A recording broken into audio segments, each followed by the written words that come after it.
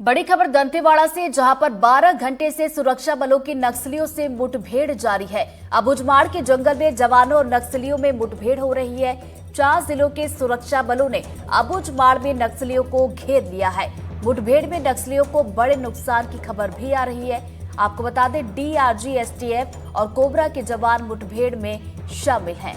तो बड़ी खबर दंतेवाड़ा से आपको बता दें, 12 घंटे हो चुके हैं। 12 घंटे से लगातार सुरक्षा बलों और नक्सलियों के बीच ये मुठभेड़ चल रही है। ज्यादा जानकारी के साथ हमारे सहयोगी पंकज सिंह हमारे साथ जुड़ गए, सीधा उनका रुख करेंगे। पंकज, कौन से इलाके में ये मुठभेड़ चल रही है और ताजा अपडेट क्या कुछ आपके पास? ये जो मुठभेड़ है, ये एक बड़ा ज्वाइंट ऑपरेशन निकाला गया है, जिसमें बस्तर संभाग के 4 जिलों की टीमों को लगाया गया है। यहाँ पर नारायणपुर, दंतेवाड़ा, बीजापुर और कोंडा गांव का एक बड़ा ज्वाइंट ऑपरेशन चलाया गया है। और ये मुठभेड़ में ऐसी खबर निकल के आ रही है कि बड़े नक्सलियों को बड़ा नुकसान हुआ है। क्या आंकड़ा है, कितने नक्सली मारे गए, ये तो हमारे पास स्पष्ट रूप से नहीं आया है। लेकिन मैं ये बता दूं कि बीजापुर और नारायणपुर के बॉर्डर में बड़े नक्सलियों का जमावड़ा था। इसकी सूचना मिलने के बाद एक बड़ा ऑपरेशन लॉन्च किया गया, जिसके बाद संयुक्त एक ऑपरेशन चलाया गया। और इसमें कुछ मुठभेड़ नारायणपुर की एसटीएफ के जवानों के साथ हो रही है, कुछ कई पॉइंटों में बीजापुर के जवानों के साथ हो रही है और कई पॉइंटों में दंतेवाड़ा के जवानों के साथ हो रही है। तो जिस तरीके से हमारे पास ये इनपुट आ रहे हैं, लगातार मुठभेड़ 12 घंटे से रुक रुक के चल रही है, क्योंकि ये जो ऑपरेशन है परसों निकाला गया था और कल देर रात से ही मुठभेड़ शाम से ही शुरू हो गई थी। 10 बजे पहली अपडेट आई थी, उसके बाद से आज जो सवेरे दूसरी अपडेट आई है। पुलिस के कुछ अधिकारियों से हमारी बात भी हुई है, उन्होंने अभी आंकड़ा तो स्पष्ट नहीं किया, लेकिन उन्होंने ये बताया है कि नक्सलियों को बड़ा नुकसान पहुंच चुका है। जी पंकज, जिस इलाके में मुठभेड़ चल रही है सुरक्षा बल के जवान और नक्सलियों के बीच, ये इलाका है कैसा? दरअसल ये माड़ का, अबूझमाड़ का इलाका है, पहाड़ी इलाका है, चारों ओर से घिरा हुआ है और ये तीनों जिलों का सीमावर्ती इलाका है। तो मैं बता दूं कि ये जो माड़ है, नक्सलियों का एक बहुत सुरक्षित ठिकाना माना जाता रहा है।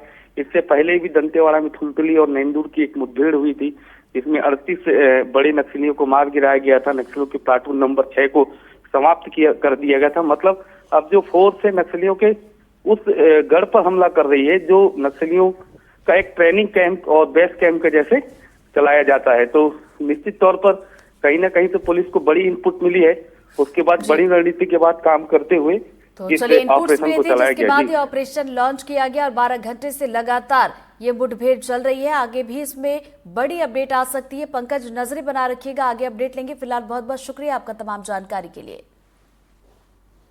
अगली खबर टीकमगढ़ से, जहां पर प्रेमी जोड़े की थाने में शादी रचाई गई। परिजनों ने युवती की गुमशुदगी की रिपोर्ट दर्ज कराई थी। लड़की के परिजनों के साथ जाने से इनकार कर दिया है। तो बता दें, पुलिस और सरपंच की मौजूदगी में ये शादी हुई है।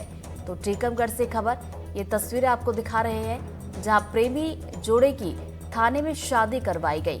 परिजन की बात की जाए तो उन्होंने युवती की गुमशुदगी की रिपोर्ट जरूर दर्ज करवाई थी और लड़की ने परिजनों के साथ जाने से इनकार कर दिया।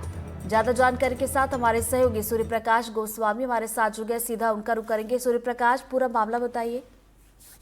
टीकमगढ़ जिले का पलेया पुलिस थाना, उसके अंदर आने वाले गांव में लड़की बालिग थी और वो 1 महीने पहले घर से गायब हो गई थी। तो परिजनों के लिए काफी खोजबीन की और जब नहीं पता चला तो उन्होंने पुलिस थाने में रिपोर्ट दर्ज करवाई।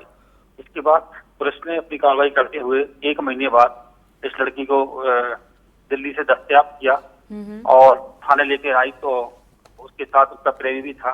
तो जब परिजन भी आ गए साथ और बेटी से घर जाने के लिए कहा, तो बेटी ने साफ मना कर दिया कि मैं इसके साथ ही रहूंगी।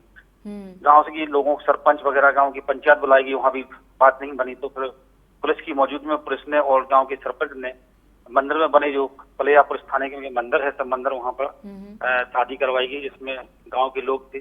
हालांकि इनकी लड़की के परिजन इससे नाराज थे, लेकिन जब लड़की नहीं मानी तो मामला बिगड़ता हुआ देख तो पुलिस ने फिर अपनी मौजूदगी में मंदिर में इनकी शादी रचाई और जयमाला पहनाकर इन लोगों को बंधन में तो बिल्कुल परिसर की तस्वीरें, जहां पर दोनों की शादी करवाई गई है लोगों की मौजूदगी में।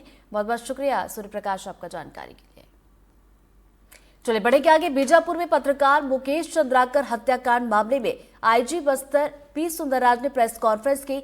आईजी ने कहा कि 2 जनवरी को मुकेश की गुमशुदगी की जानकारी मिली थी उन्होंने बताया कि रितेश और मुकेश चंद्राकर के बीच उस रात को बातचीत हुई थी और फिर लोहे की रॉड से मुकेश के सिर पर वार किया गया।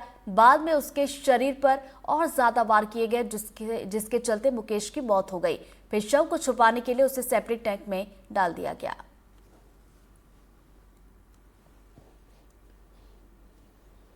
मुकेश चंद्राकर हत्याकांड के आरोपी सुरेश चंद्राकर के ठिकानों पर प्रशासन ने बुलडोजर की कार्रवाई की। सुरेश ने जिन जगहों पर अवैध कब्जे किए थे उन पर प्रशासन का पीला पंजा चला। इसके साथ ही उसके तमाम ट्रकों और बाकी वाहनों के दस्तावेजों की भी जांच की गई। इस मौके पर एसडीएम जागेश्वर कौशल ने कहा कि सुरेश ने वन विभाग की जमीन पर कब्जा किया था और उसी पर कार्रवाई की गई है। यहाँ बीजापुर के ठेकेदार सुरेश चंद्राकर द्वारा फॉरेस्ट लैंड की जमीन पर अतिक्रमण किया गया है और उसी अतिक्रमण को हटाने की कार्रवाई की जा रही है। क्यों की जा रही है कार्रवाई? इतने दिनों से क्यों नहीं की गई? अवैध अतिक्रमण अभी संज्ञान में आया, आप लोगों के माध्यम से भी आया, इसलिए आज कार्रवाई। कितने दिनों से अवैध अतिक्रमण था ये? यहाँ पर सड़क बनाने के लिए लगभग 2-3 साल से ऐसा इनके द्वारा कार्य किया जा रहा था। कितना जगह है ये लगभग 2.5-3 एकड़ है। किसकी है? फॉरेस्ट लैंड है, रेवेन्यू लैंड है? फॉरेस्ट लैंड है। आज कैसे याद आ गया सर? ये घटनाक्रम में सुरेश का नाम वाली बात याद आया क्या? नहीं, ऐसा नहीं है, ये प्रक्रिया है और इसमें कार्रवाई की। कल पत्रकार की हत्या हुई, आज कार्रवाई हो रही है, आप कह रहे हो ऐसा नहीं है, और क्या समझा जाए? इसको बताएं आप, क्या समझेंगे इसको आप? नहीं, कार्रवाई है और ये प्रकरण उसमें दर्ज था और इस पर कार्रवाई की। चंद्राकर की जितनी गाड़ियां थी उनको क्यों छोड़ दिया गया है? यहाँ पर जितने जो है ना उनकी गाड़ियां खड़ी हुई थी। देखो, ये इलीगल कंस्ट्रक्शन पे कार्रवाई हो रही थी और कार्रवाई हो रही है और जो गाड़ी है उनको आरटीओ द्वारा पूरा चेक किया गया, उसको पेपर अगर ये केस ऑफ प्रॉपर्टी है, गाड़ियां भी केस ऑफ प्रॉपर्टी थी, तो उनको भी रास्ता कर देना था। नहीं, जमीन पे हम अवैध कब्जा में ही कार्रवाई कर रहे हैं और वो